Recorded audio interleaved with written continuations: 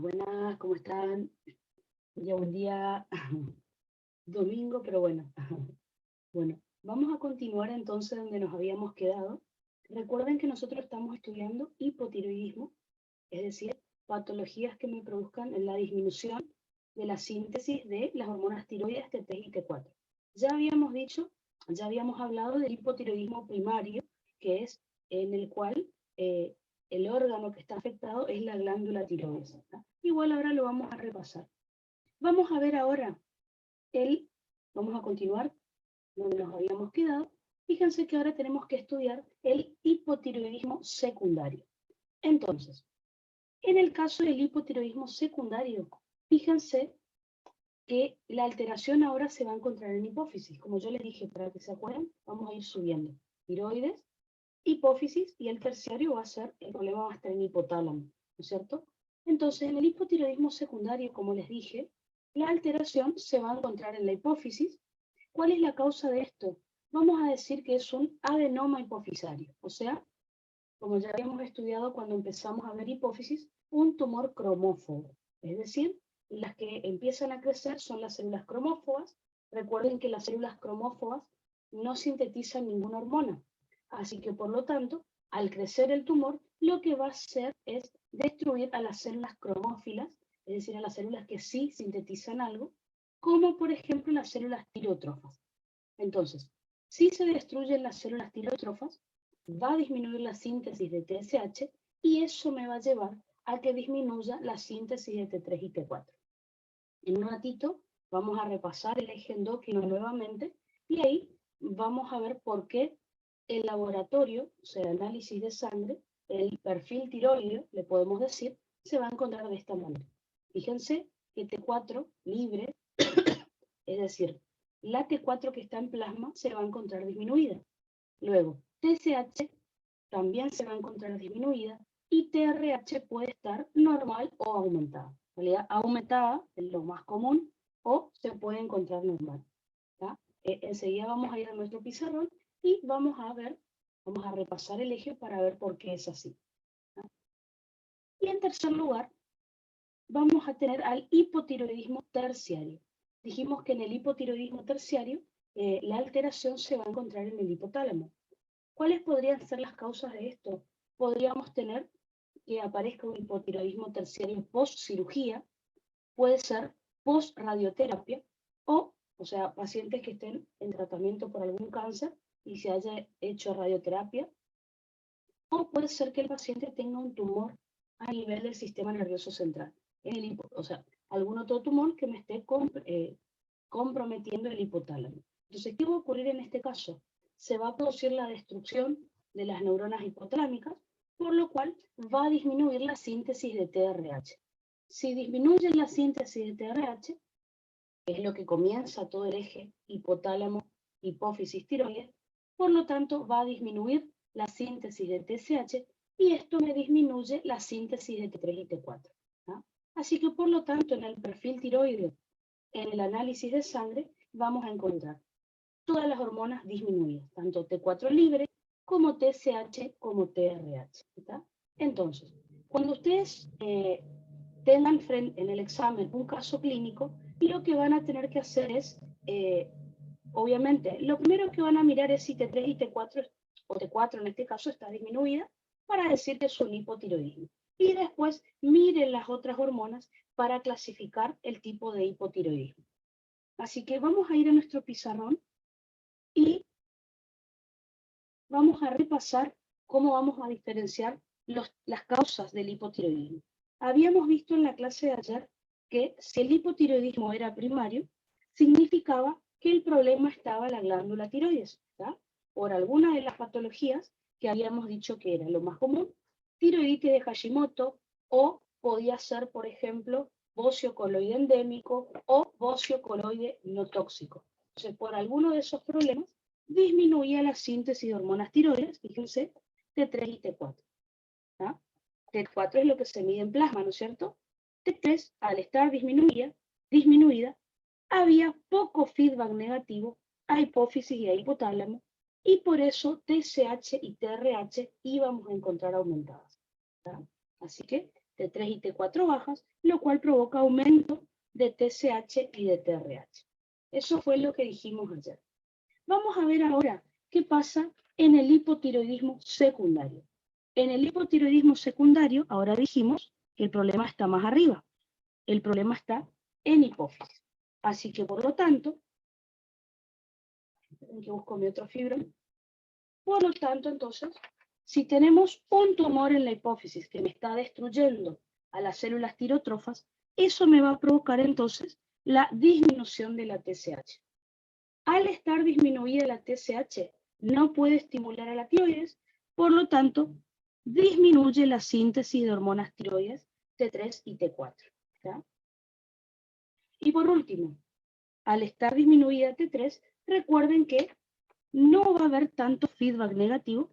La hipófisis no puede ser, porque por más que quiera afectar a hipófisis, dijimos que tiene un tumor. Así que va a disminuir el feedback negativo a hipotálamo.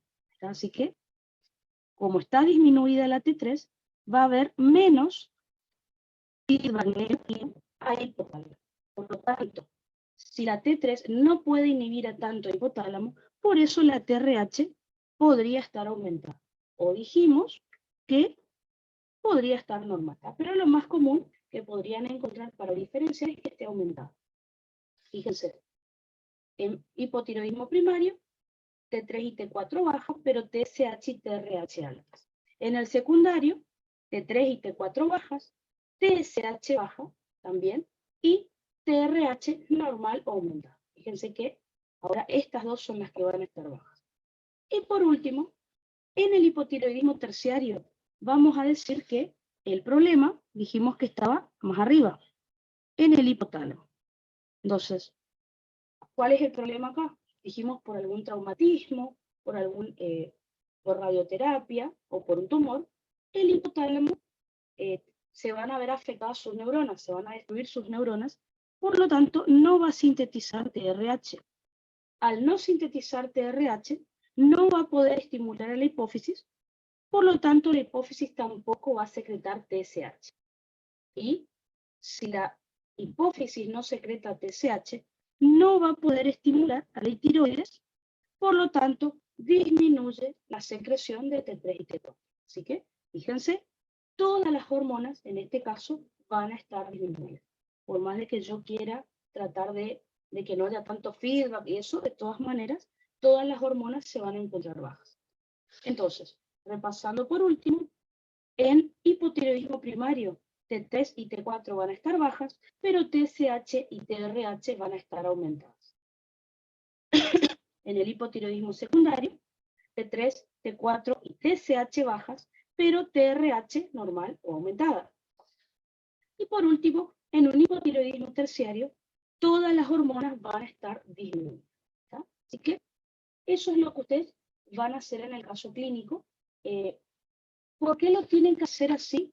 Porque vamos a ver que la clínica es más o menos la misma en todos los tipos de hipotiroidismo. Así que por eso lo vamos a tener que diferenciar de esa manera.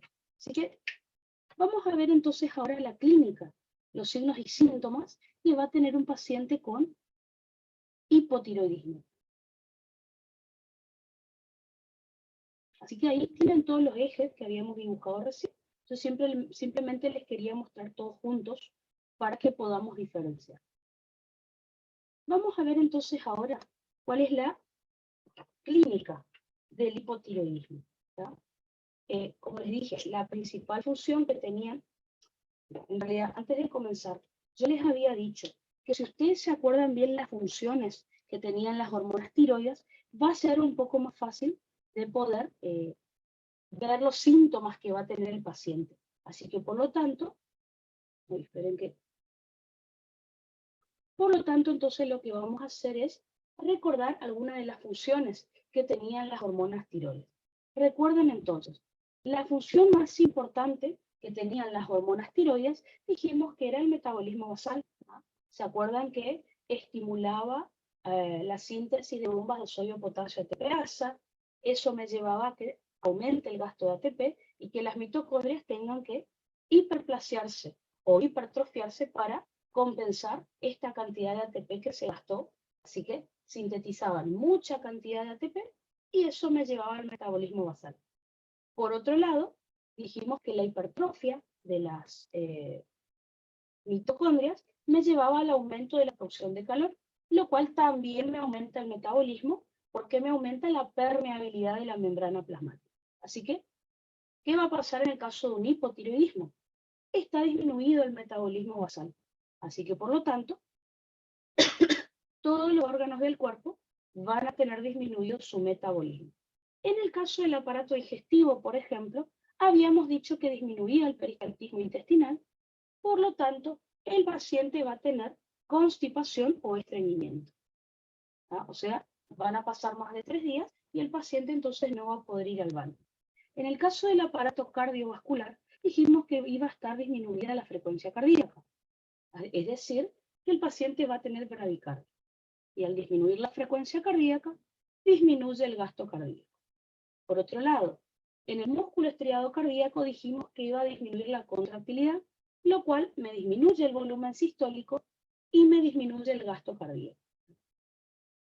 Y por otro lado, entonces tanto la disminución de la frecuencia cardíaca como la contractilidad que me disminuyen el gasto, significa esto que el corazón va a estar inyectando menos sangre. Por eso decimos acá que está disminuido el flujo sanguíneo que va a llegar a los tejidos. Por otro lado, esos tejidos de todas maneras van a estar consumiendo muy poco oxígeno, porque recuerden que están trabajando menos, tienen menos metabolismo. Así que si esos tejidos tienen menor metabolismo, disminuye su consumo de oxígeno y también disminuye la cantidad de dióxido de carbono que van a producir. Por lo tanto, eso me va a provocar una vasoconstricción periférica, ¿tá? Lo cual también me lleva a disminución del flujo sanguíneo tisular, como vimos por la disminución del gasto. Entonces, la disminución del gasto cardíaco y el menor consumo de oxígeno por los tejidos, que me lleva a vasoconstricción periférica, va a hacer que de todas maneras disminuya el flujo sanguíneo tisular. Entonces, si está disminuido el flujo sanguíneo tisular, pensemos en los órganos que se pueden ver afectados. Fíjense, si disminuye el flujo sanguíneo en piel, vamos a tener palidez y sequedad de piel y mucosas. Vamos a tener la piel pálida porque tiene menor irrigación y seca. Incluso, sobre todo en épocas de invierno, se puede descamar y todo. También vamos a tener frialdad de miembros. Sobre todo se va a notar a nivel de las manos y de los pies. Y estos pacientes van a tener mayor sensibilidad al frío. A lo mejor, si no hace tanto frío, la mayoría de las personas capaz que no se van a poner un abrigo o una campera, pero estos pacientes sí, enseguida sienten frío. Eso va a ser entonces, recuerden que la presión arterial no se iba a afectar mucho en estos casos. Por otro lado, ¿cómo se va a ver afectado el aparato respiratorio? Dijimos que si está disminuido el metabolismo del organismo, todos los tejidos del organismo van a consumir menos oxígeno y van a producir también menos dióxido de carbono. Entonces, si está disminuido el consumo de oxígeno por los tejidos, o sea, si no se está gastando tanto oxígeno, va a estar aumentada la presión de oxígeno en la sangre. Al mismo tiempo, si está disminuida la producción de dióxido de carbono por los tejidos, va a estar baja la PCO2, o sea, la presión de dióxido de carbono en sangre. Al estar aumentada la presión de oxígeno y disminuida la presión de dióxido de carbono, esto va a provocar que no se activen tanto los quimiorreceptores arteriales, por lo tanto, no van a estimular a los centros respiratorios, no van a estimular tanto a los centros respiratorios y por eso disminuye la frecuencia respiratoria. El paciente va a tener bradipnea, puede tener también hipoventilación, por lo que estamos viendo acá. Bradipnea e hipoventilación. ¿Qué vamos a observar a nivel del sistema nervioso? Fíjense que vamos a observar disminución de la excitabilidad del sistema nervioso central. Perdón. Al estar disminuida la excitabilidad del sistema nervioso central, Recuerden que esto iba a hacer que el paciente duerma mucho. Dijimos que tenía sueños de aproximadamente 15 horas o más, ¿tá? Es decir, tiene hipersomnio. A pesar de dormir muchas horas, de todas maneras, el paciente se levanta cansado. Es decir, va a tener fatiga, va a tener adinamia, es decir, no va a tener ganas de hacer nada, va a tener bradipsiquia, que es la lentitud de pensamiento.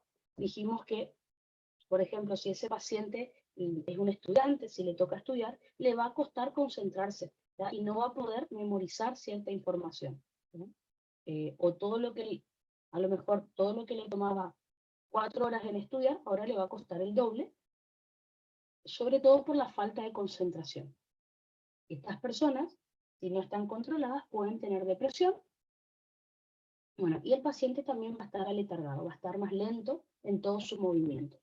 Algo muy característico en los pacientes que tienen hipotiroidismo es la ptosis palpebral, es decir, los párpados caídos.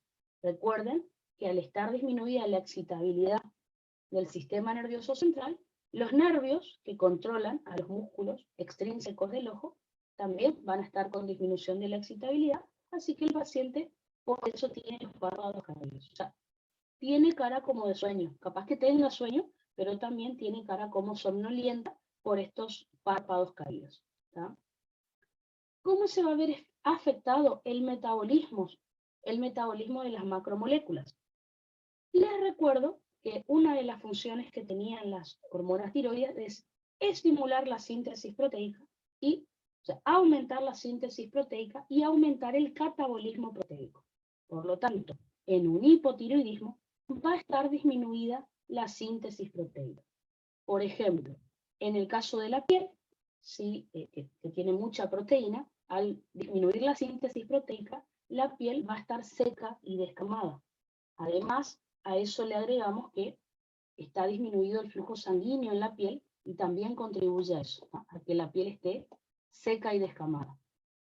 Sobre todo en épocas de invierno, que ya de por sí la piel se seca más, bueno, se va a ver mucho esto. Perdón, tumbé todo acá. En el caso del pelo, el pelo lo mismo. Recuerden que el pelo tiene abundante cantidad de proteínas, así que el pelo va a estar más fino y más quebradizo, ¿tá? Incluso el paciente va a tener caída del cabello. Esa es una aclaración que tenemos que hacer. Ya vamos a ver en el Cushing, que es el exceso de cortisol, que el paciente también puede tener caída del cabello. Bueno, pero en el paciente con hipotiroidismo, como el pelo está más fino y se desprende fácilmente de los folículos pilosos, notamos que cuando el paciente se peina, por ejemplo, se queda mucho cabello en el peine y ahí se nota la caída de cabello. En el Cushing, en el exceso de cortisol, el paciente va a tener lo que se llama alopecia. ¿Ah? La alopecia es que va a tener zonas de la cabeza que no tienen pelo, ¿está? Así que es un poco diferente a esto, pero bueno, también vamos a encontrar caída del cabello, ¿está? Piensen a nivel de los músculos esqueléticos. ¿Qué es lo que va a ocurrir si tenemos disminución de la síntesis proteica? El paciente va a tener debilidad muscular y va a tener fatiga muscular, ¿no es cierto? Justamente porque disminuye la cantidad de proteínas que tiene el músculo. Perfecto. Me había olvidado de decirles, no, está perfecto, dije todo, lo de la ptosis palpebral. ¿Qué va a pasar entonces en el metabolismo de hidratos de carbono?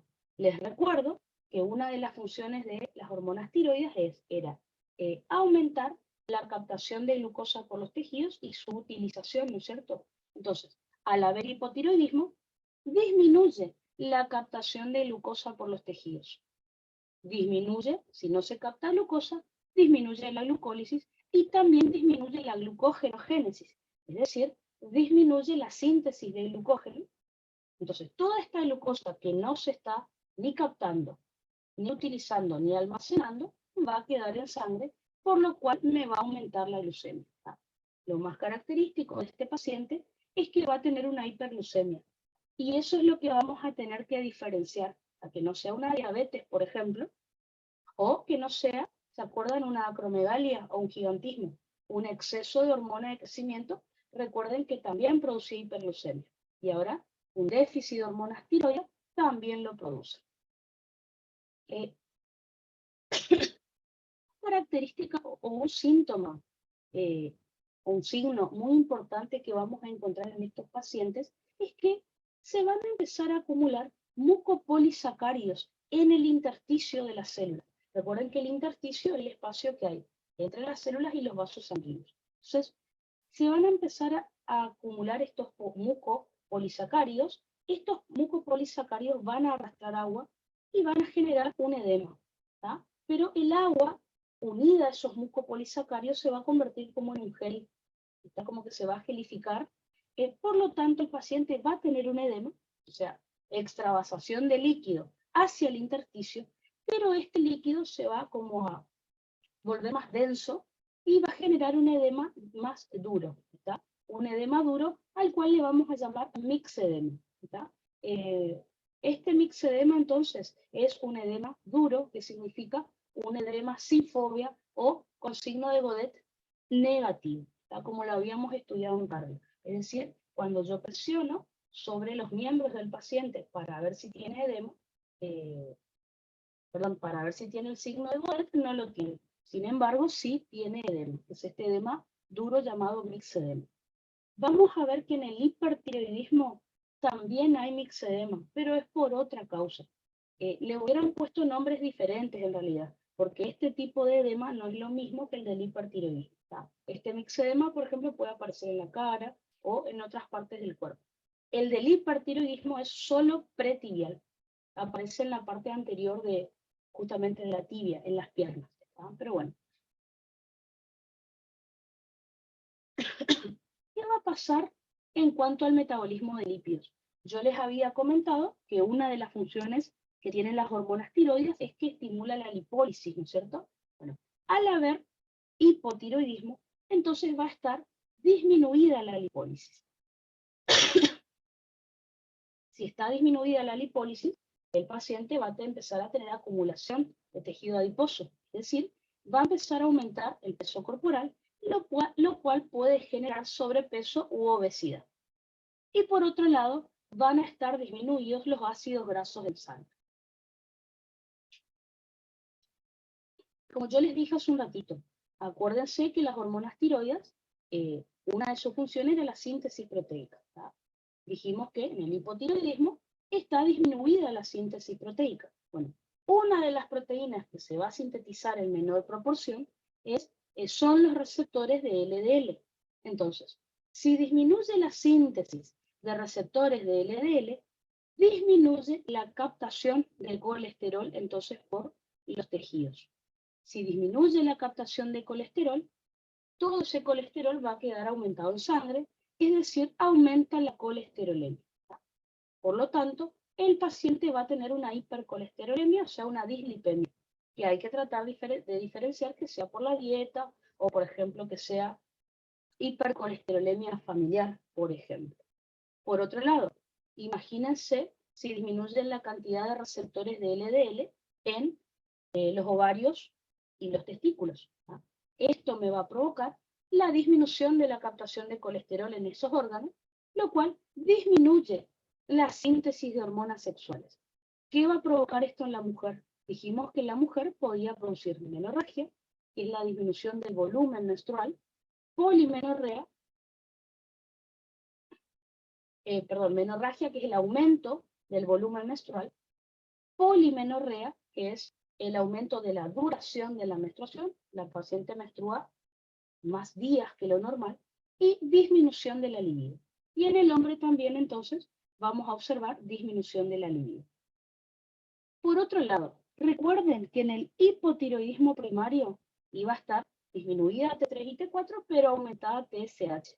Entonces, al estar aumentada la TSH, recuerden que una de las funciones de la TSH era aumentar el número y el tamaño de células foliculares. Entonces, a pesar de que tenemos hipotiroidismo, la TSH sigue estimulando a la glándula tiroides, aunque no puede provocar la síntesis proteica, la síntesis de hormonas tiroides, empieza a aumentar el número y el tamaño de los folículos. Es decir, produce hiperplasia e hipertrofia de las células foliculares. Por lo tanto, comienza a aumentar el tamaño de la glándula tiroides.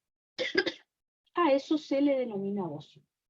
Piensen que los pacientes van a tener la tiroides así, reaumentada del tamaño. ¿Tá? Así que eso entonces es lo que vamos a observar en la clínica del paciente con hipotiroidismo. Fíjense que más o menos todos los pacientes van a tener los mismos signos y síntomas. La diferencia está en el laboratorio, que ahora lo vamos a repasar.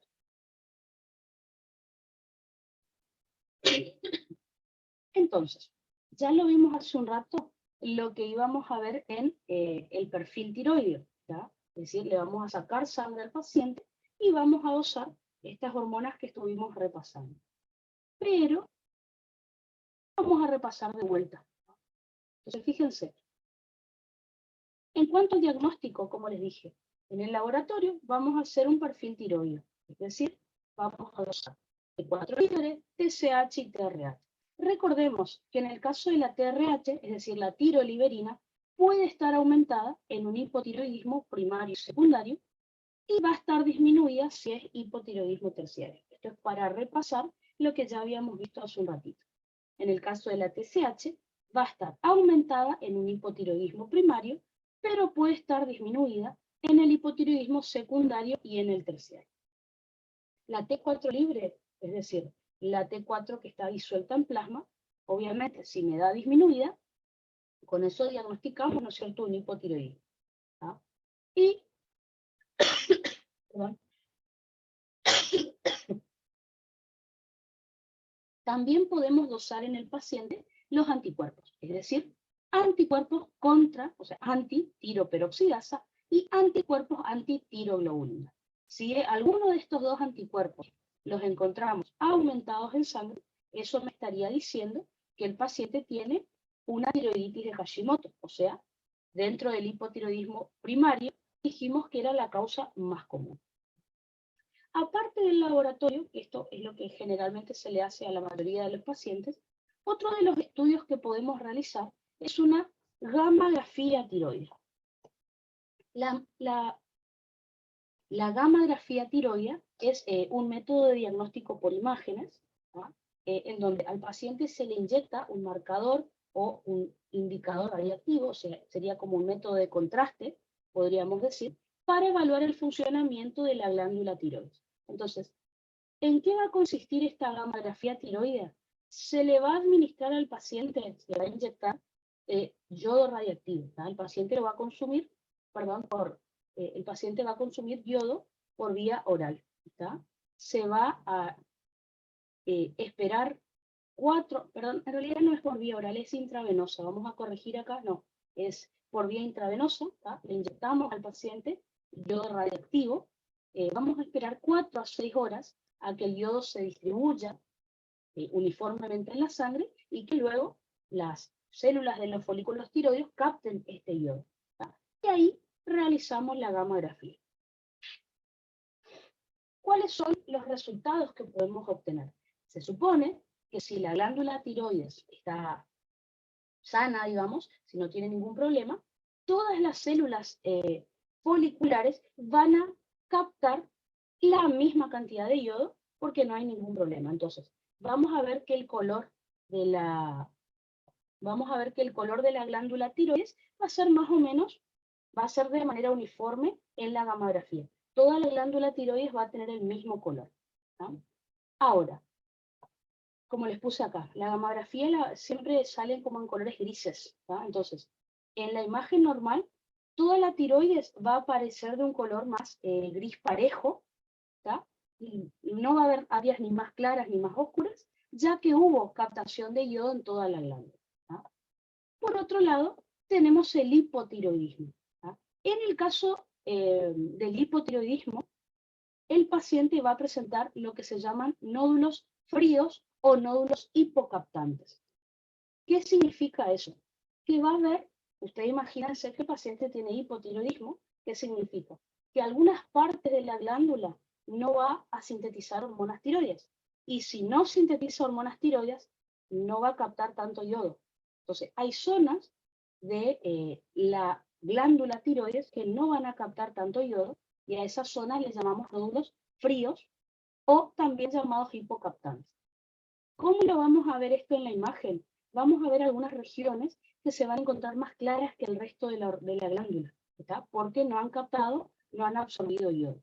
Fíjense acá en el esquemita que yo les hice, porque la imagen obviamente el profe no les va a pedir. Fíjense, en toda la glándula tiroides que yo les dibujé, en esta zona, no sé si pueden notar, que está más clara que el resto. Así que el nódulo estaría en esa zona, ¿tá? Voy a borrar y fíjense, en esa zona se ve que está más claro que el resto de la glándula. Así que ese sería el nódulo hipocaptante. Captó menos yodo radioactivo y por eso la prueba me salió así, ¿no? O sea que en este paciente, ahí está el hipotiroidismo, no en toda la glándula, ¿no? Entonces, para un oral, sobre todo si el profe les llega a preguntar sobre pruebas que le podemos hacer al paciente, está bueno, ¿está? Como siempre, el laboratorio, como ya les dije recién, y por otro lado, le podemos hacer gamografía. La verdad, por ejemplo, yo tengo hipotiroidismo hace muchos años y la realidad es que no le realizamos al paciente gamografía muy seguido. A mí, por ejemplo, nunca me realizaron, ¿está? Y después, otra cosa, otro estudio que le podemos realizar al paciente es lo que se llama PAF, le digo yo, que es la punción aspiración con aguja fina. Es decir, es un procedimiento en donde al paciente con una aguja, es como una biopsia, vamos a hacerlo más fácil, es como una biopsia. En esta biopsia le vamos a sacar al paciente con una aguja, le vamos a insertar acá en la tiroides y le vamos a sacar un poquito de líquido folicular, se le dice, o coloide, con células también, ¿tá? Así que fíjense como dice acá, la punción de aspiración con aguja fina es un procedimiento para extraer mediante una aguja células y líquido folicular para su análisis. Es como una biopsia, pero bueno, se extrae con una aguja y me va a permitir hacer el diagnóstico de tiroiditis o de cáncer en el caso de que el paciente lo tenga, ¿tá? En el caso de tiroiditis, recuerden, la terminación itis dijimos que siempre es inflamación. Así que imagínense que si el paciente tiene una tiroiditis, vamos a encontrar células inflamatorias en la tiroides. Y eso lo podemos mirar al microscopio. Y si hay un cáncer, obviamente ni hablar, ¿está? ¿Cuál es el tratamiento que vamos a realizar del hipotiroidismo? Puede ser un tratamiento quirúrgico, es decir, vamos a tener que sacar el tumor si es que el paciente tiene un cáncer. Recuerden que el hipotiroidismo secundario o el terciario, la causa podría ser un tumor. Así que en ese caso, sacaremos el tumor de hipófisis o el tumor de hipotálamo que me está produciendo el hipotiroidismo, ¿tá? Como siempre, el de hipófisis es el más común, así que le vamos a realizar al paciente cirugía transesfenoidal, es decir, para extirpar el adenoma hipofisario, el tumor cromófobo que yo les había contado. Y por otro lado, vamos a tener tratamiento farmacológico. En realidad, la causa más común de hipotiroidismo, ya les dije que es la tiroiditis de Hashimoto. Así que, en este caso, le vamos a dar al paciente levotiroxina, ¿tá? La levotiroxina es T4, pero sintética, ¿está? Acuérdense, por tal paciente le vamos a dar T4, por ejemplo. Ay, a ver, acá quedó. Ahí está. ¿Por qué al paciente entonces le vamos a dar T4, por ejemplo, y no le damos T3? Ya habíamos dicho el otro día que la T4 dura más en sangre. Entonces, al paciente también le vamos a dar T4 sintética, que es la levotiroxina. De todas maneras, no hay que preocuparse. Ustedes acuérdense que la T4, una vez que ingresa a los tejidos, casi toda la T4, por medio de la 5' de yodasa, se convierte en T3. Así que no tenemos ningún problema. La levotiroxina viene de muchas dosis, ¿está? Dependiendo de lo que necesite el paciente. Así que digamos que está bueno, digamos, no hay ningún problema. Así que eso de la cirugía es raro. La mayoría de los pacientes con la levotiroxina ya anda, ¿tá? Se empieza con bajas dosis y ahí se va viendo si es que el paciente necesita más, ¿tá? Y bueno, y generalmente cada 3, cada 6 meses, el paciente debe ir al médico hasta que encuentre su dosis correcta. Y después, con que sea una vez al año el control, ya está bien, ¿tá? Y obviamente van a desaparecer la mayoría de los síntomas que tenga el paciente. Así que, Eso entonces es lo que tenemos que saber acerca de el hipotiroidismo. ¿Ah? De todas maneras, el esquemita los esquemitas de los ejes que vamos a ir haciendo, yo igual, cuando termine la clase, ya saben que les voy a pasar al WhatsApp por las dudas, por si quieren repasar, tienen toda la información junta. ¿Tá? Ahora, vamos a pasar ahora a estudiar el hipertiroidismo. ¿Tá? En el caso del hipertiroidismo, en realidad vamos a tener, recuerden que el hipertiroidismo sería el aumento de la síntesis de hormonas tiroides. Fíjense, les puse acá al costadito para que recuerden que sería el aumento de T3 y de T4. Vamos a tener dos tipos de hipertiroidismo, el primario y el secundario. En los libros no encontré causas de terciario, pero hubo un año que el profe igual preguntó hipertiroidismo terciario, aunque sea, digamos, como inventado, igual ahora vamos a hacer los esquemitas y lo vamos a repasar por si el profe dice que hay alguna enfermedad en hipotálamo, lo vamos a hacer por las dudas, pero la realidad que causas hay de hipertiroidismo primario y secundario, pero por las dudas del terciario lo hacemos enseguida en nuestro esquema. Entonces, recuerden, como ya les había dicho anteriormente, hipertiroidismo primario, el problema está en tiroides. Secundario en hipófisis, terciario en hipotálamo. Como que vamos subiendo cada vez más. Así que, perdón.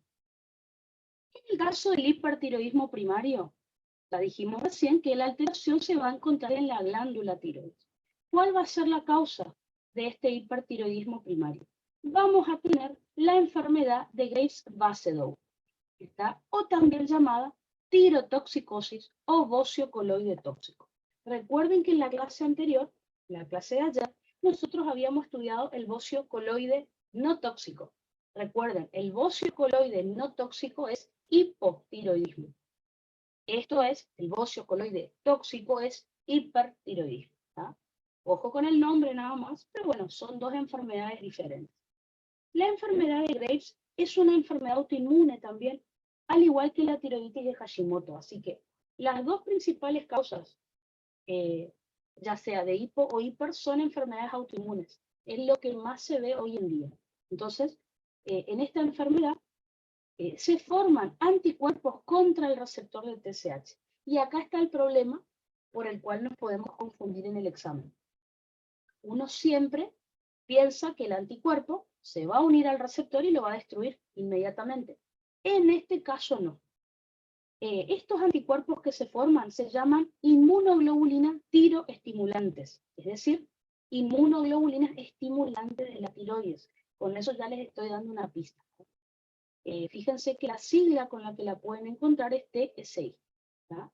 Inmunoglobulinas tiroestimulantes. ¿Qué van a hacer estas inmunoglobulinas? Van a estimular al receptor del TSH. O sea, como son, podríamos decir, agonistas competitivos del receptor de TSH. Entonces, en vez de venir la TSH y poder unirse a su receptor, en las células foliculares, se une el anticuerpo. ¿Cuál es el problema? Estos anticuerpos van a estimular por muchas horas al receptor. Así que la TSH, imagínense, se une normalmente al receptor asociado a proteína GS en la glándula tiroides, pero hasta que cumpla su vida media, que es unos minutos. Bueno, estos anticuerpos se van a unir a los receptores de TSH en la glándula tiroides por muchas horas. Por lo tanto, van a estimular demasiado la síntesis de T3 y T4. Así que ese es el problema que vamos a tener. ¿Cómo vamos a encontrar el laboratorio en estos pacientes? Fíjense, la T4 libre la vamos a encontrar alta, pero la TSH y la TRH la vamos a encontrar disminuida. Enseguida vamos a ir a nuestro pizarrón y ahí vamos a repasar el porqué. Que a mí siempre me gusta explicarles esto de los ejes. Pero ya vamos a hacer enseguida, así comparamos los tipos de hipertiroidismo. Así que ya volvemos a este esquemita. Vamos a pasar entonces al hipertiroidismo secundario y después comparamos todo. En el hipertiroidismo secundario, bueno, acuérdense, el primario dijimos que el problema estaba en tiroides, el secundario está acá en hipófisis. ¿Cuál es la causa? un tumor basófilo, secretor de TSH. ¿Ah? Recuerden, en el caso del hipotiroidismo era un tumor cromófobo. No secretaba nada, sino que destruía a las células tirotrofas. En cambio acá es un tumor de las células tirotrofas, es un tumor basófilo, secretor de TSH. Por lo tanto, si este tumor de hipófisis está secretando mucha TSH, obviamente esa TSH es la que va a estimular la síntesis de T3 y T4. Entonces, en el hipertiroidismo primario son los anticuerpos lo que van a estimular a la tiroides para que sintetice mucha hormona tiroide. En el hipotiroidismo secundario, en este tumor de hipófisis, va a ser el exceso de TSH la que va a estimular la síntesis de T3 y T4. ¿Cómo vamos a encontrar el laboratorio de sangre entonces en estos pacientes? T4 libre aumentada, obviamente, por eso es un hipertiroidismo, y TSH alta también, pero TRH puede estar disminuida o puede estar normal. ¿Tá? Veremos entonces por qué. Las causas de... Acá tenemos entonces lo que vamos a practicar en un ratito. Las causas de hipertiroidismo terciario en realidad son rarísimas, pero por si el profe les toma, lo vamos a repasar en nuestro pizarrón, porque como siempre, para recordar cómo está el laboratorio, o sea, el perfil tiroideo del paciente, es mejor siempre conocer el eje. Así que vamos a ir a nuestro pizarrón y vamos a ver cómo podemos encontrar a estos pacientes. Entonces, fíjense, yo como les dije ayer, tenemos el eje normal, ¿no es cierto? En realidad, recuerden como siempre que es el eje lo más simple posible. Recordemos, fíjense, el hipotálamo libera TRH, ¿no es cierto? O tiroliberina, que estimula hipófisis. La hipófisis luego libera TSH, que estimula tiroides, y esta libera T3 y T4. ¿Tá? Esto era lo que ya sabíamos. Bueno, recuerden que ahora el problema, perdón, recuerden ahora que el problema es un hipertiroidismo, o sea que el problema va a estar en el exceso de hormonas tiroides. Veamos entonces por qué. Entonces, si el hipertiroidismo es primario, dijimos que tenemos un problema, una enfermedad en la glándula tiroides. Ahí va a estar la patología. Dijimos que podía ser una enfermedad autoinmune en donde tengamos anticuerpos que me están estimulando a la tiroides. Por lo tanto, si la tiroides empieza a secretar mucha hormona tiroidea, tanto T4 como T3, ¿no es cierto?, van a aumentar. Entonces, T4 es la que me va a dar alta en el laboratorio, pero también T3 va a estar aumentada. Al estar aumentada T3, va a hacer mucho feedback negativo a hipófisis e hipotálamo.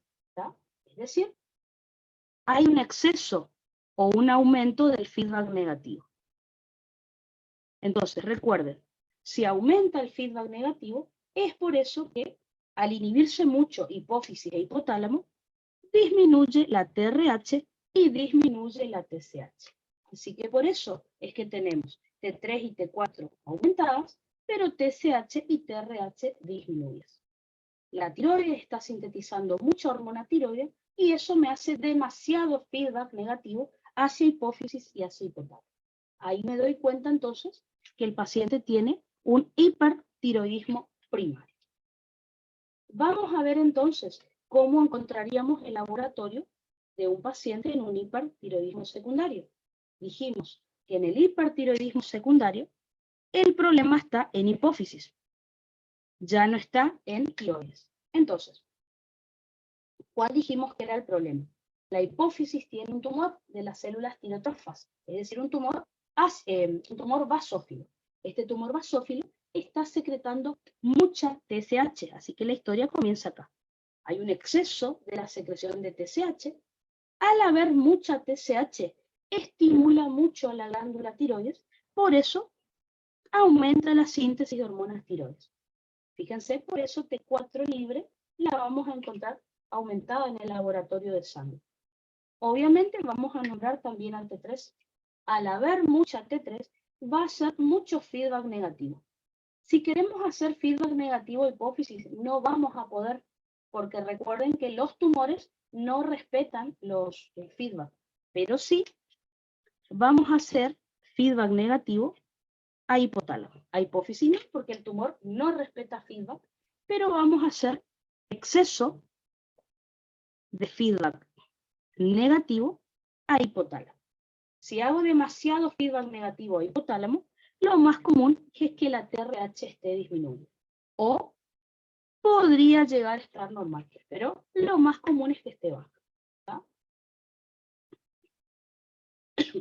Eso sería entonces en un hipertiroidismo secundario. Y como yo les dije, estos son los dos tipos de hipertiroidismo que encontramos en los pacientes. ¿Tá? Ahora, no figura ahí en el pizarrón porque no hay patologías que lo produzcan. Pero por si el profe inventa, dice que el paciente tiene un hipertiroidismo terciario, vamos a ver hipotéticamente cómo sería. ¿Tá? Dijimos que hipertiroidismo terciario sería que el paciente tiene el problema en el hipotálamo, ¿no es cierto? Por eso, como les decía, causas de hipotiroidismo terciario sí hay, habíamos nombrado que podía ser un tumor, radioterapia. Hipertiroidismo terciario es muy raro, pero por las dudas lo vamos a hacer. ¿Ah? Casi no existe. Entonces, hipotéticamente el problema está en el hipotálamo, que va a secretar mucha TRH. Si hay mucha TRH, va a estimular a la hipófisis para que secrete mucha TSH. El exceso de TSH, por lo tanto, va a estimular a la tiroides para que sintetice mucha T3 y T4. ¿Ya? Así que eso sería un hipertiroidismo terciario. Así que, repasando, acá en los ejes entonces tienen el porqué, pero repasando, en un hipertiroidismo primario vamos a encontrar T4 alta, pero TSH y TRH bajas. En el hipertiroidismo secundario vamos a tener T4 alta, TSH también alta, pero TRH baja o normal. Y por último, en el hipertiroidismo terciario van a estar todas aumentadas.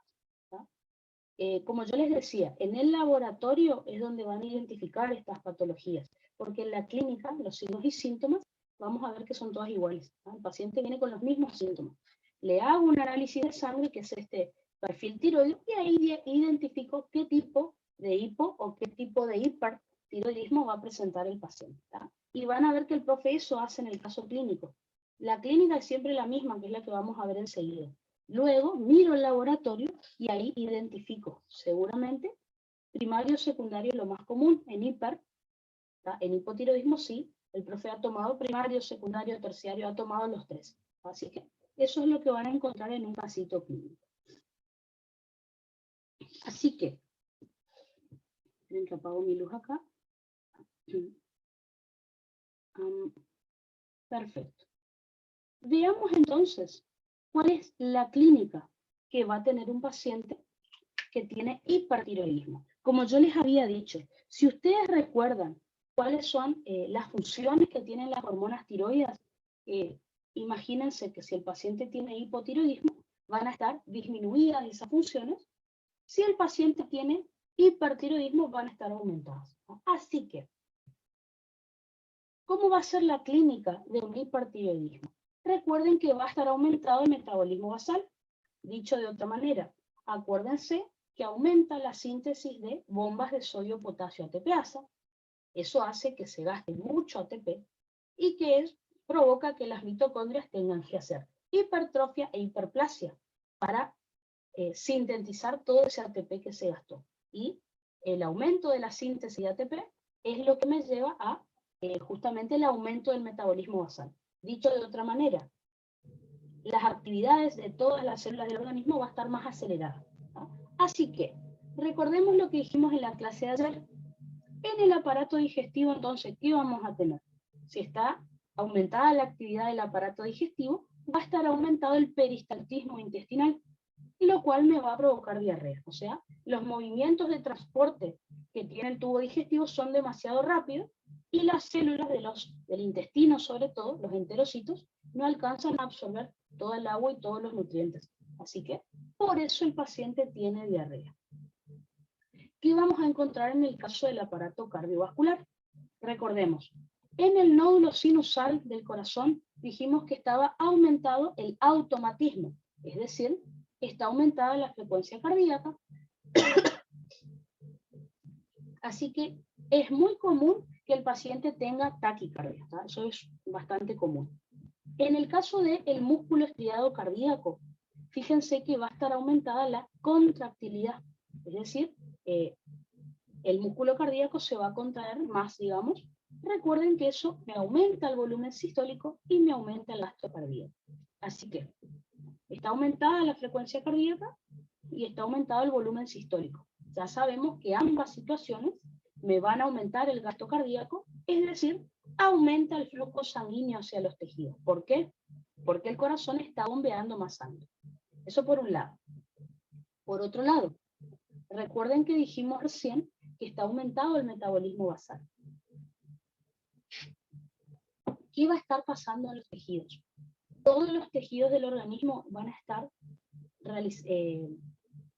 como tienen más metabolismo, como están trabajando más, van a gastar más oxígeno. Es decir, todos los tejidos van a consumir más oxígeno y al mismo tiempo van a producir más dióxido de carbono. Y sabemos que esto me va a producir una hiperemia activa. Recuerden que hiperemia activa era una vasodilatación arterial por justamente aumento del consumo de oxígeno y producción de desechos aumentada, que es el dióxido de carbono. Así que esa vasodilatación arterial, fíjense que también me va a aumentar el flujo sanguíneo tisular. Así que, ¿por qué tiene aumentado este paciente el flujo sanguíneo tisular? Por dos motivos. Por un lado, el corazón está bombeando más sangre, es decir, aumento del gasto cardíaco. Por otro lado, recuerden que tenemos la vasodilatación arterial por la hiperemia activa, que es este tema que vimos en cardio.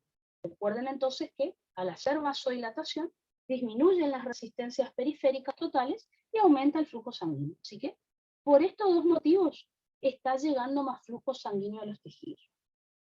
Esto es lo que habíamos discutido en la clase anterior. Ahora, ¿qué síntomas va a tener el paciente debido a eso? Bueno, imagínense que al paciente le esté llegando mayor flujo sanguíneo en piel. ¿De qué color va a tener la piel este paciente? Va a tener una piel rojiza. Va a parecer como si estuviera haciendo ejercicio. Vieron que cuando hacemos ejercicio nos ponemos todos rojos. Bueno, el paciente va a tener eritrosis, o si quieren decir que el paciente está rubicundo, dijimos que también lo podíamos hacer. Así que por el color de la sangre la piel va a estar más roja. Acuérdense que la sangre también transporta calor, así que la piel va a estar caliente. ¿Tá? Las glándulas sudoríparas de la piel, si reciben más irrigación, van a producir más sudor, así que el paciente también la piel del paciente va a estar más sudorosa. Así que tengo una piel roja, caliente, sudorosa, o sea, el paciente va a transpirar más, y esto hace que sea demasiado sensible al calor. ¿tá? Vamos a suponer que afuera hace 20 grados y que para mí no está haciendo calor, entonces digo, no está bien. Estos pacientes aumentan un poquito la temperatura y ya empiezan a transpirar y ya les molesta el calor. Así que los pacientes con hipotiroidismo dijimos que estaban pálidos, estaban fríos. Estos van a estar más calientes. Los pacientes con hipotiroidismo eran muy sensibles al frío. Estos son muy sensibles al calor. O sea, los pacientes con hipotiroidismo tenían constipación, estos tienen diarrea. O sea, son bien marcadas las diferencias. Eso sería entonces en cuanto al aparato cardiovascular. Vamos a ver lo que estaría pasando en el aparato respiratorio. Volvemos a repetir, está aumentado el metabolismo basal, o sea, los tejidos están trabajando más, tienen su metabolismo acelerado. Entonces, piensen, otra vez, todos los tejidos del organismo están trabajando más. ¿Qué significa esto? Están gastando, están consumiendo más oxígeno. Al mismo tiempo están produciendo más desechos, que es el dióxido de carbono. Por lo tanto, debido a todo eso que están haciendo los tejidos, si aumenta el consumo de oxígeno por los tejidos, esto me disminuye la cantidad de oxígeno en sangre. O sea, disminuye la PO2, la presión de oxígeno en sangre. Si los tejidos están produciendo mucho dióxido de carbono, lo están liberando hacia la sangre. Así que vamos a ver que está aumentada la presión de dióxido de carbono en sangre. Recuerden, tanto la hipoxemia como la hipercamia, ¿tá? Hipoxemia la disminución de la PO2, hipercamia el aumento de la PCO2, ambas situaciones me van a estimular a los quimiorreceptores arteriales, es decir, quimiorreceptores de aorta y de carótida. Al estar muy activados estos quimiorreceptores, me van a estimular a los centros respiratorios para que traten de compensar esta situación. ¿De qué manera? Aumentando la frecuencia respiratoria, o sea, el paciente va a tener taquipnea. Así que fíjense, acá en rojo tenemos todos los síntomas que ustedes pueden encontrar en un caso clínico, y bueno, para un oral hay que saber por qué. Esto es lo que le van a ir explicando al profe. ¿Qué vamos a encontrar a nivel del sistema nervioso central?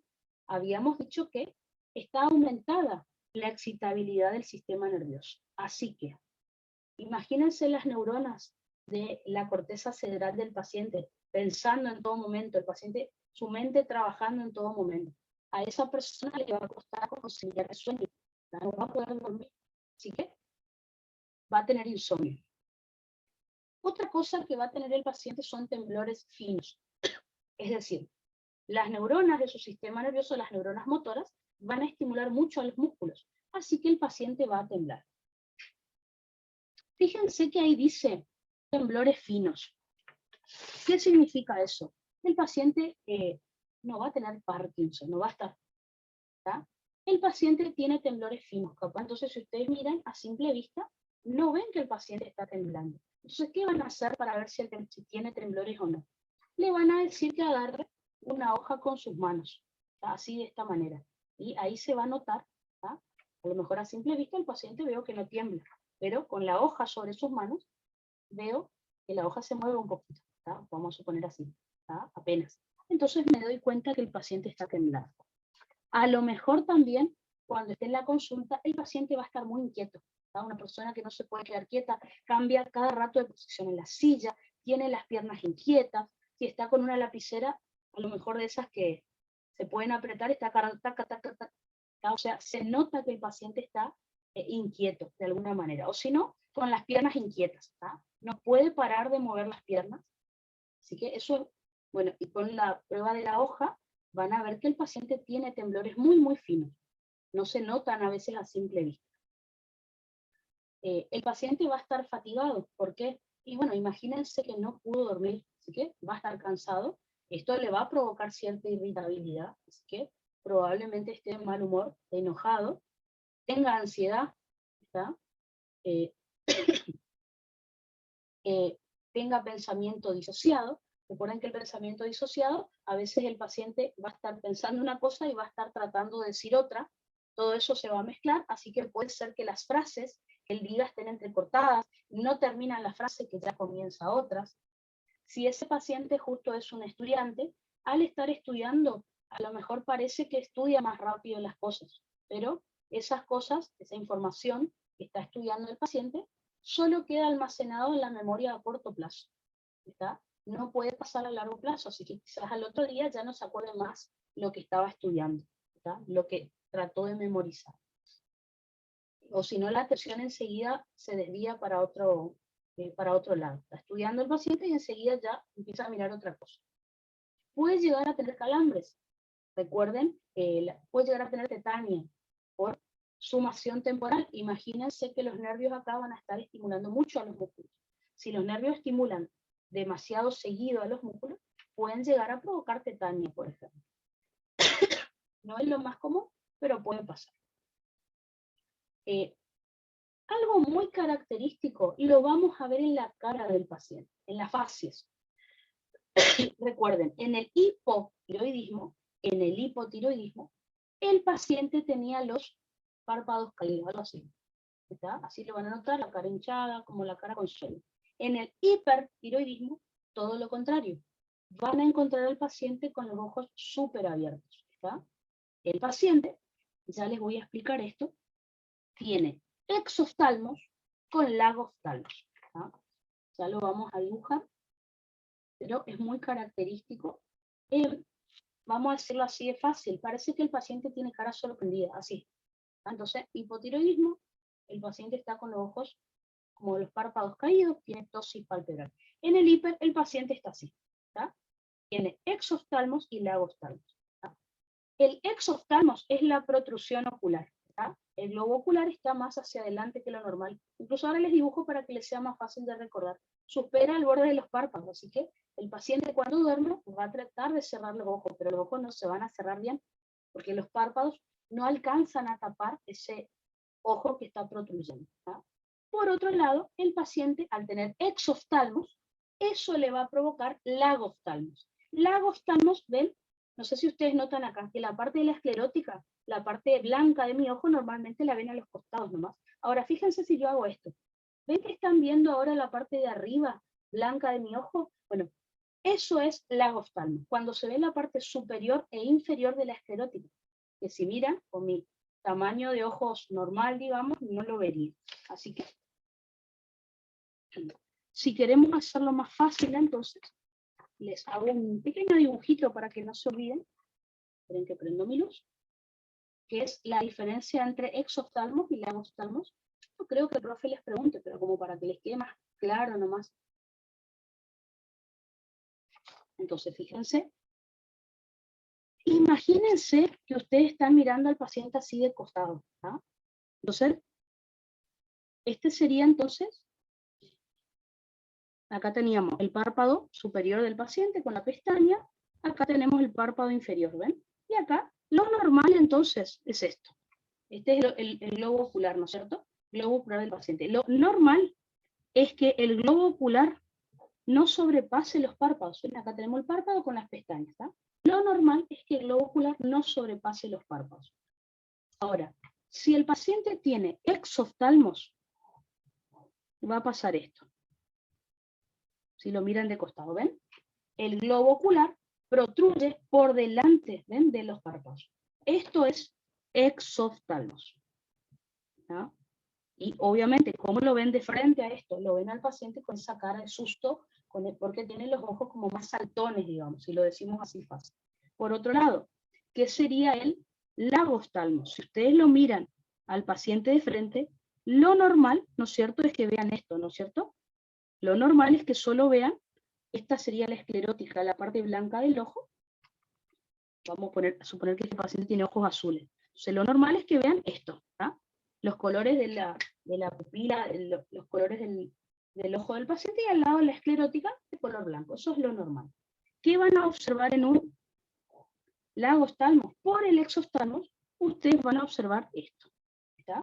Fíjense, acá está los mismos ojos del paciente, pero ¿qué pasa? No solo veo la esclerótica a los costados, veo la parte blanca del ojo, que es la esclerótica, arriba y abajo. Esto entonces es un lagoftalmos. O sea, el exoftalmos, que es la protrusión ocular, me lleva al lagoftalmos. Es decir, que yo pueda ver la parte superior e inferior de la esclerótica del ojo. ¿Tá? Eso simplemente es, pero bueno, para que tengan bien en claro, porque por ahí son términos como medio extraños que se pueden llegar a encontrar. ¿No? Eso era básicamente. Ahora, en que busco otra vez mi pizarrón. Ahora, ¿por qué podemos llegar a encontrar este exoftalmos y el lagoftalmos? Fíjense, le puse acá. Protrusión del globo ocular, de un lado, y el lagoftalmos es, se observa en la parte superior e inferior del esclerótico del ojo, la parte blanca. ¿Por qué puede llegar a ocurrir esto? En algunos libros dice que es porque los nervios que están inervando a los músculos extrínsecos del ojo, los inervan mucho, los músculos se contraen y por eso provocan el exoftalmo, ¿no es cierto? En otros libros dice que se puede llegar a acumular sustancias, mucopolisacáridos detrás del globo ocular, y eso lo empujan hacia afuera, provocan la protrusión. ¿Ah? Lamentablemente, una vez que el paciente tiene esto, ya no se puede revertir. O sea, ahora vamos a ver el tratamiento, pero la realidad es que no se puede revertir una vez que ya ocurrió el exoftalmo. Ya le va a quedar los ojos así al paciente, lamentablemente. Piensen que este paciente cuando quiere dormir a la noche, sus ojos no se alcanzan a cerrar bien, porque los párpados no alcanzan a tapar el globo ocular, así que el ojo del paciente se va a empezar a secar y le puede provocar lesiones, ¿no es cierto?, en algunas úlceras o algo, va a tener que usar gotitas para los ojos este paciente, o sea, bueno, va a llevar a unas cuestiones que se va a tener que cuidar más. Incluso, imagínense una persona con los ojos que no se pueden cerrar bien, la luz molesta, así que va a tener que comprarse un antifaz, gota para los ojos, cuidarse de que no aparezcan úlceras en la córnea porque el ojo se seca, porque esto me podría llevar a pérdida de la visión. O sea, son cuestiones que el paciente va a tener que empezar a cuidar si es que ya tiene exoftalmos. Si pensamos en el metabolismo de las MAP, bueno, todo lo que les conté, fíjense que es por aumento del metabolismo basal. Si pensamos en el metabolismo de las proteínas, les recuerdo, una de las funciones normales de las proteínas era, una de las funciones normales de las hormonas tiroides era aumento de la síntesis proteica y aumento del catabolismo proteico. Piensen que si hay exceso de hormonas tiroides, va a estar aumentado el catabolismo proteico. O sea, la destrucción de proteínas. Va a aumentar la síntesis, no hay problema, pero está muy acelerado el catabolismo. Entonces, imagínense los lugares que más proteína tienen. El músculo esquelético. Si empieza a destruirse las proteínas del músculo, eso me va a llevar a fatiga muscular, ¿ah? A debilidad muscular, justamente porque hay menos proteínas. Y va a ser muy fácil que esos músculos se desgarren. Así que ante cualquier esfuerzo, el paciente se va a lastimar los músculos, se van a desgarrar un poquito. En el caso de los huesos, piensen que si está aumentado el catabolismo, las proteínas del hueso van a empezar a disminuir y eso va a hacer que sea más fácil que el paciente se fracture. Así que, si ustedes tienen un caso clínico en el examen, ya vamos a ver que provoque fracturas, por ejemplo, puede ser un hipertiroidismo. ¿Ah? ¿Por qué? Porque provoca catabolismo proteico. Vamos a ver que el Cushing, el exceso de cortisol también puede provocar fracturas y el hiperparatiroidismo, es decir, el exceso de paratormona también. La osteoporosis también. Entonces, en endocrino ustedes van a encontrar una serie de enfermedades que me provocan por ahí alguna fractura. El paciente, vamos a suponer, de los más bien que está, vamos a suponer que yo estoy ahora acá y me golpeo la mano contra la mesa. Ninguno de nosotros se fractura por golpearse o hacer esto, por ejemplo. El paciente capaz con un golpe re tonto, por ejemplo, choqué un dedo contra la punta de una mesa, el dedo del pie, por ejemplo. Bueno, el paciente se fractura por eso, o me caí y ya se fracturó de la nada, ¿no? Como les dije, esto puede ser provocado ahora, como vemos, por el hipertiroidismo, por el exceso de cortisol, por el exceso de paratormona, por una osteoporosis. ¿No? Básicamente lo que está teniendo acá el paciente para fracturarse es una osteoporosis. ¿Está? El exceso de hormonas tiroides puede llevar a una osteoporosis y por eso la fractura. Ya cuando veamos metabolismo fosfocálcico, vamos a analizar entonces esa situación. Recordemos, en el metabolismo de hidratos de carbono, dijimos que las funciones de las hormonas tiroides era aumento de la captación de glucosa hacia los tejidos, aumento de la glucólisis y aumento de el almacenamiento en forma de glucógeno, o sea, de la glucogenogénesis. Obviamente, al haber hipertiroidismo, va a estar aumentado entonces estas funciones. Aumento de captación de glucosa, de glucólisis y de glucogenogénesis, lo cual disminuye la glucemia. El paciente va a tener hipoglucemia y acá está la aclaración que les quiero hacer. Porque cuando el profe le dio este tema, dijo que los pacientes en realidad generalmente van a tener hiperglucemia en el hipertiroidismo. Entonces, ¿por qué? Y unos chicos le habían preguntado, me acuerdo en su clase, profe, ¿no es hipoglucemia? Y el profe dijo, al principio va a haber hipoglucemia. ¿Por qué? Por estos motivos que les conté acá. Pero, recuerden, el hígado va a estar trabajando más. No solo haciendo esto, sino que va a estar realizando también gluconeo. Entonces, en realidad, al principio el paciente tiene hipoglucemia.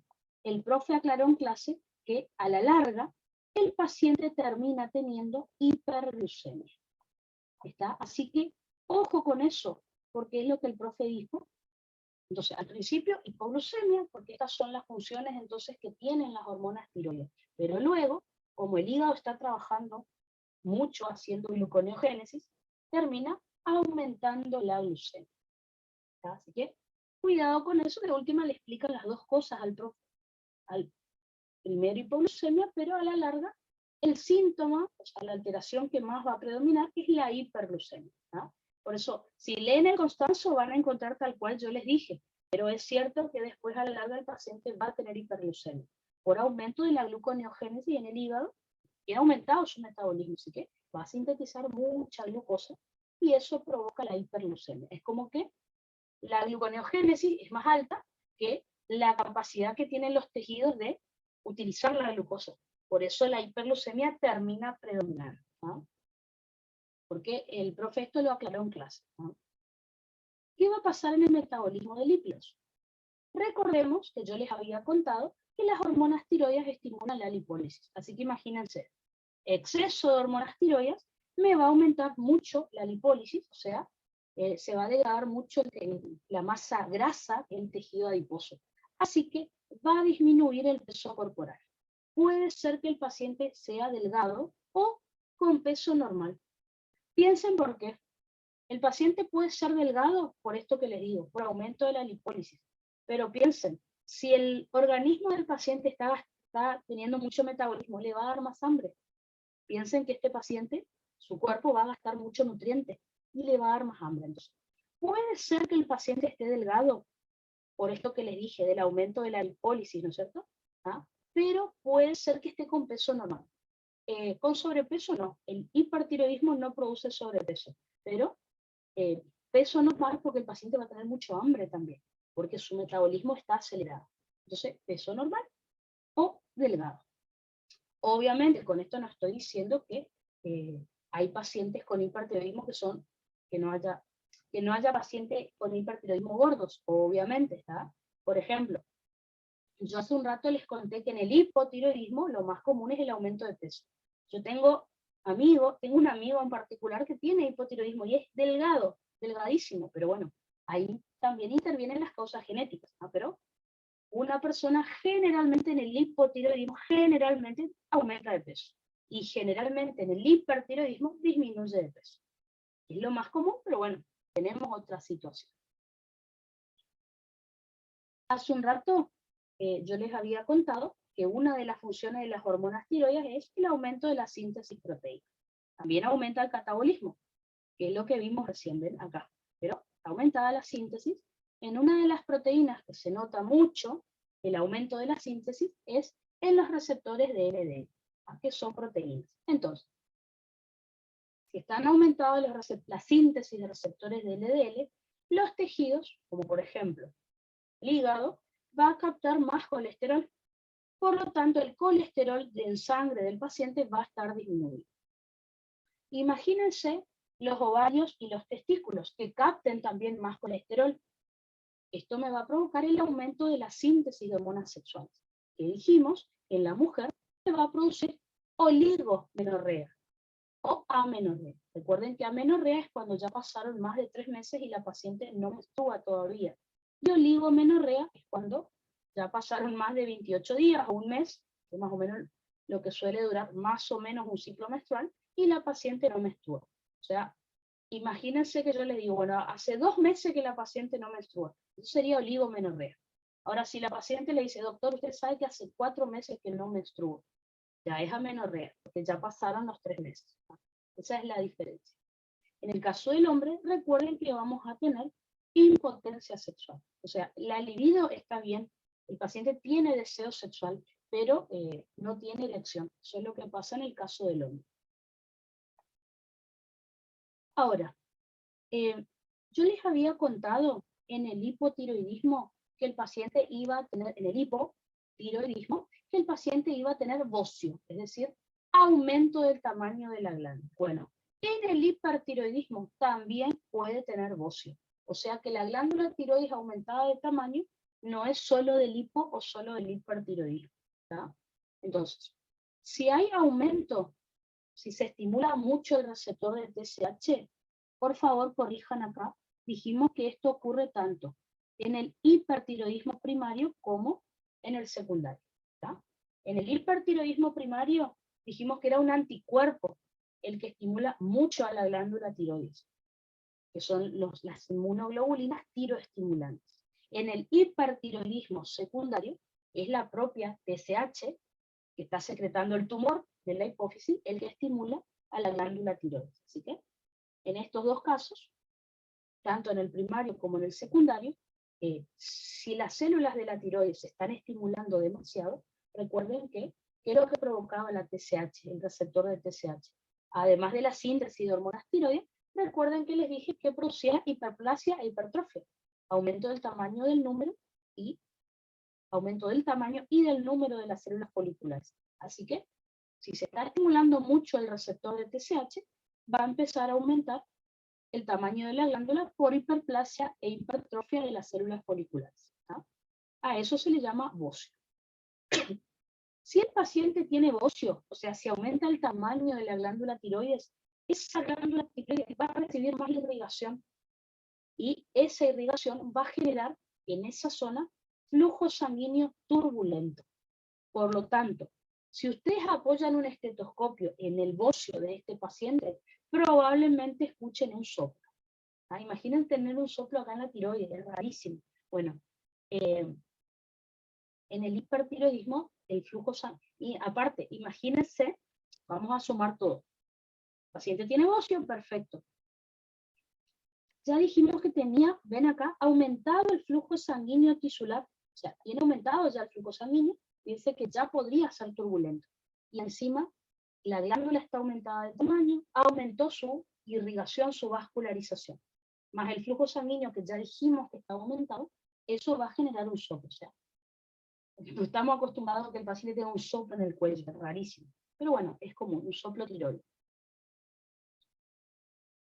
Y acá está la otra cuestión.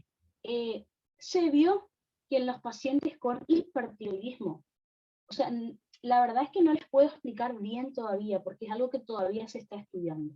Se cree entonces que en los pacientes con hipertiroidismo aumenta un factor de crecimiento que todavía no está identificado, ¿tá? En la sangre del paciente. Aumenta un factor de crecimiento. Este factor de crecimiento, que todavía no tiene nombre, porque no se lo identificó, me va a estimular a los fibroblastos del tejido conectivo del organismo a que aumenten la producción de mucopolisacáridos ácidos en el intersticio celular. ¿Ah? Estos mucopolisacáridos arrastran agua y generan lo que se llama mixedema en la región pretibial. Entonces, yo ya les había contado que en el hipotiroidismo también hay mixedema, pero no ocurre por la misma causa que este. ¿Tá? Como dicen los libros, le hubieran puesto diferente nombre porque son dos cosas diferentes. Entonces, en el hipotiroidismo también se llama mixedema, es por acumulación de polisacáridos en el intersticio que arrastran agua, pero recuerden que el mixedema podría ocurrir, por ejemplo, en la cara, en cualquier parte del cuerpo. En estos pacientes, el mixedema es pretibial.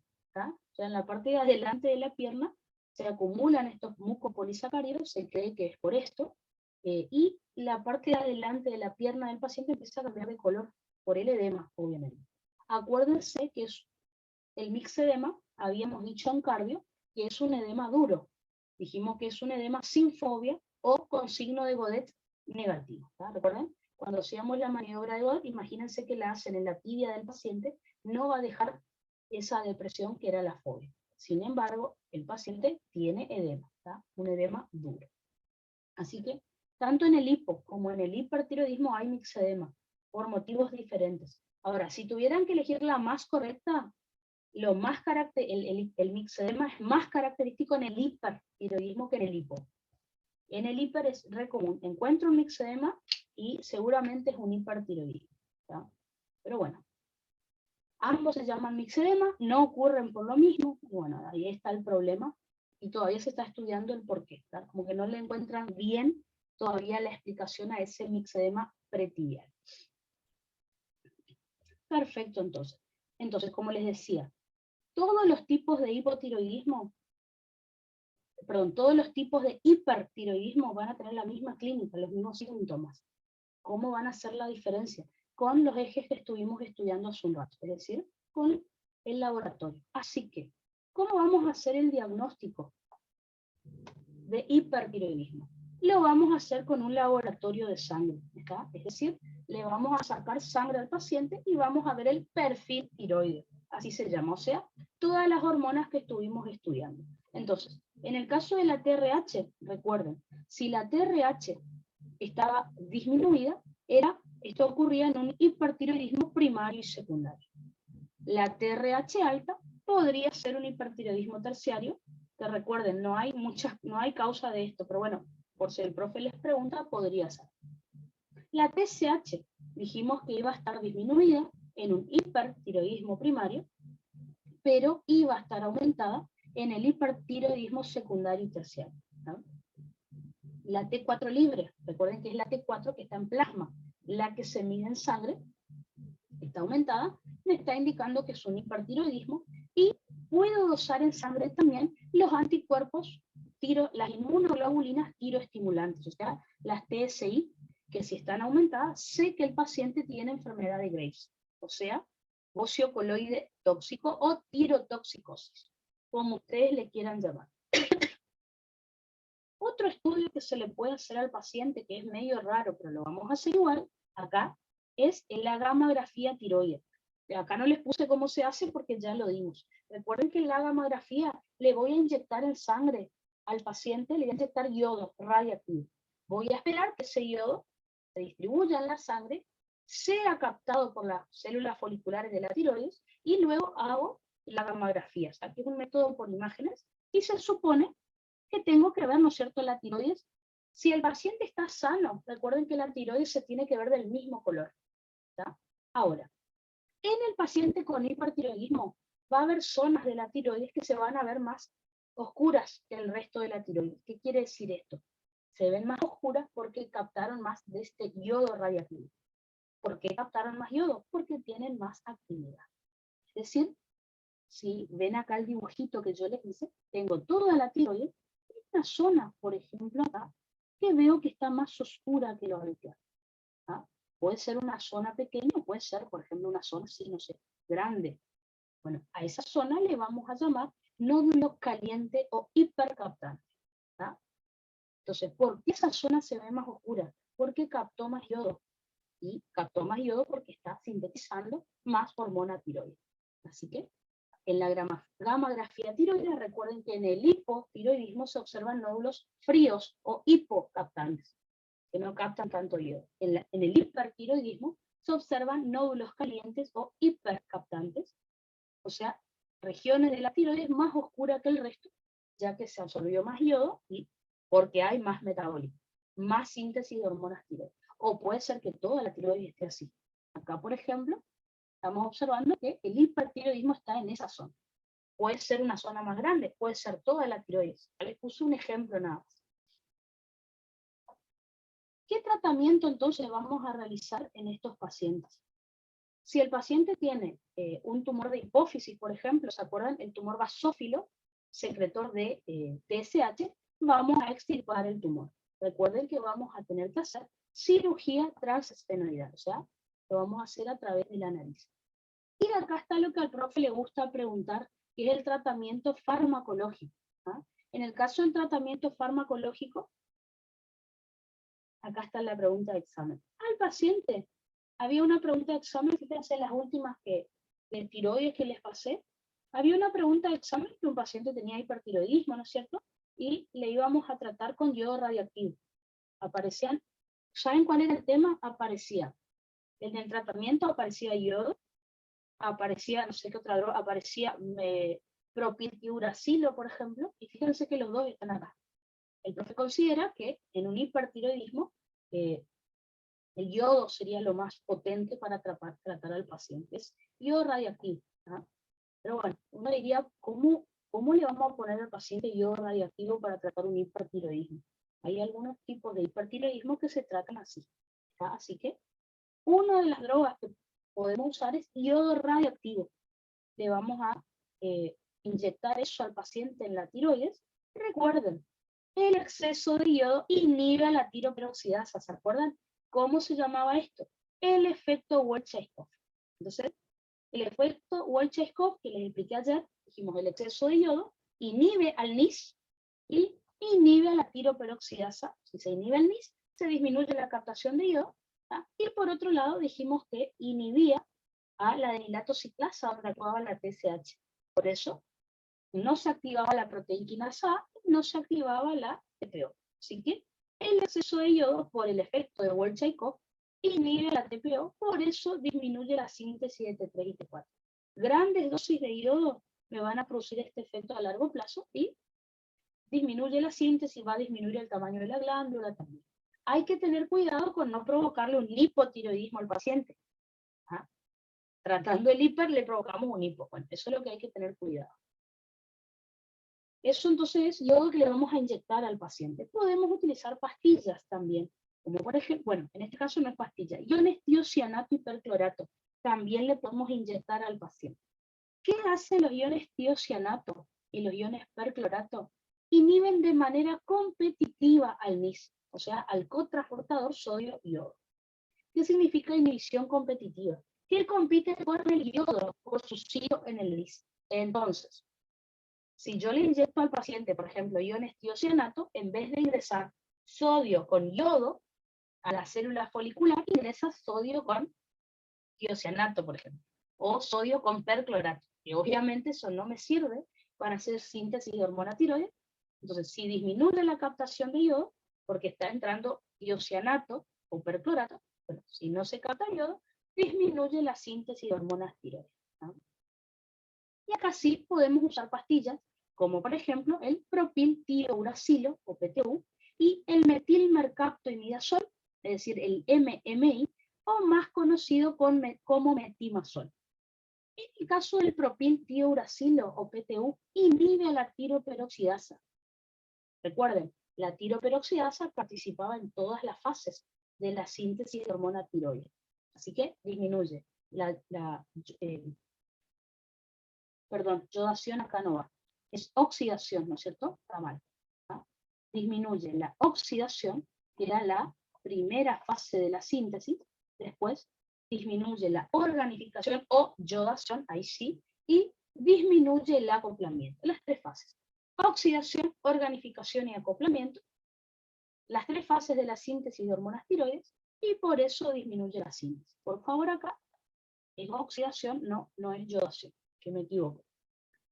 Se vio también que además de inhibir a la tiroperoxidasa, el propiltiouracilo inhibe a la 5' de yodasa. Recuerden, ¿qué hacía la 5' de yodasa?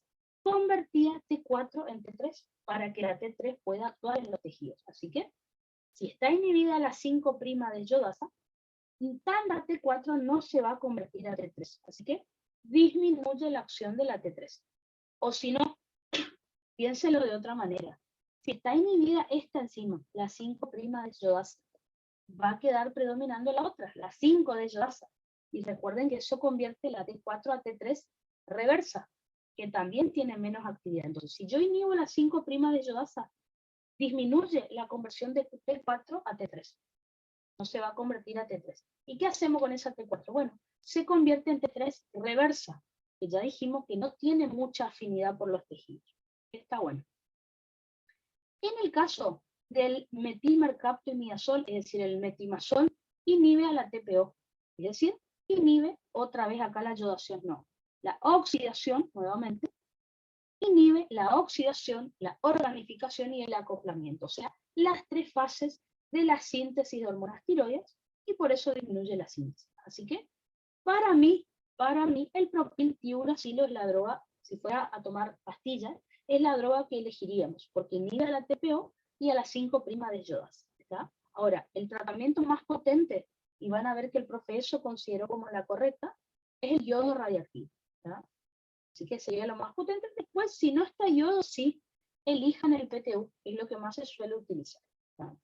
Lo de iones tiocianato y perclorato es lo que menos se usa, pero bueno, acá tienen todas las... entonces, tratamiento del hipotiroidismo. tratamiento del hipotiroidismo, dijimos que íbamos a tener levotiroxina, ¿tá? O la cirugía en el caso de un tumor de hipófisis. Tratamiento del hipertiroidismo, bueno, tenemos varias, ¿tá? Extirpación del tumor y después como fármaco, yodo radioactivo, iones tiocianato, perclorato, propiltiouracilo y metilmercaptoimidazol, ¿tá? Todo eso entonces es lo que ustedes pueden utilizar. Perfecto, entonces. Creo que ahí me parece que ya terminaba. Ah, no, claro, me olvidé. Antes hicimos el diagnóstico, el tratamiento. ¿Ah?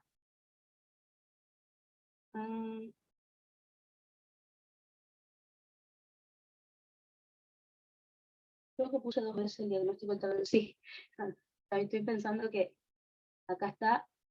A ver, perfecto. Acá vimos el diagnóstico, el tratamiento, acá la clínica, ya dimos. Y acá el diagnóstico y el tratamiento de vuelta está perfecto. Bueno. Puse 2 veces clínica. Sí, puse 2 veces la clínica, así que vamos a borrar esto. Son menos filminas, entonces menos. Esto ya está. La clínica ya vimos. Ya vimos.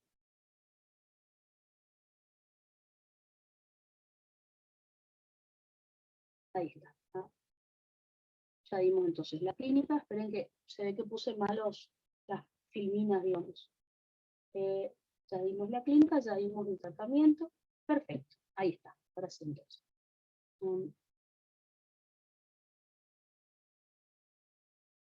Esperen que parece como que se trabó la. Vamos a. Como pausa.